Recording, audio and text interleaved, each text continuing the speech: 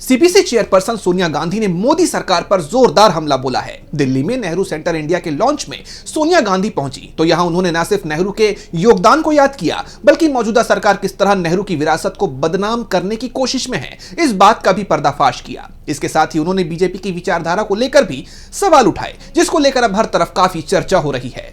तो क्या कुछ बोली हैं सोनिया गांधी और क्या है ये पूरी खबर, जानेंगे इस रिपोर्ट में। बीजेपी किस तरह देश के पहले प्रधानमंत्री जवाहरलाल नेहरू की विरासत को, उनकी छवि को धूमिल करने की कोशिश में है, इसका पर्दाफाश सीपीसी चेयरपर्सन सोनिया गांधी ने किया है। दिल्ली में जवाहर भवन स्थित नेहरू सेंटर इंडिया के लॉन्च समारोह में सोनिया गांधी बीजेपी सरकार पर जोरदार हमला बोलती हुई नजर आई। इस मौके पर उन्होंने कहा कि इसमें कोई शक नहीं है कि जवाहरलाल नेहरू को बदनाम करना आज की सत्ता का मुख्य मकसद है। वो उन्हें सिर्फ इतिहास से मिटाना नहीं चाहती बल्कि उनकी सामाजिक, राजनीतिक और आर्थिक आधारों को भी कमजोर करना चाहती है जिन पर देश खड़ा हुआ है। इतने बड़े व्यक्तित्व के जीवन और काम का एनालिसिस और समीक्षा होना स्वाभाविक है और ऐसा होना चाहिए भी, लेकिन उन्हें बदनाम करने, कमजोर दिखाने और उनकी बातें तोड़ने मरोड़ने की संगठित कोशिश अस्वीकार्य है। अपना हमला जारी रखते हुए सोनिया गांधी ने आगे कहा कि आज की सरकार में नेहरू का व्यक्तित्व छोटा करने की कोशिश जारी है।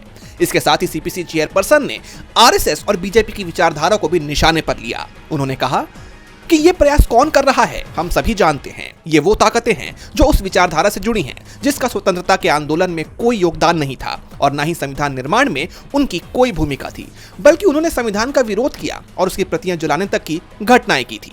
They belong to the ideology that had no role whatsoever in our freedom movement, that had no role whatsoever in the making of our constitution.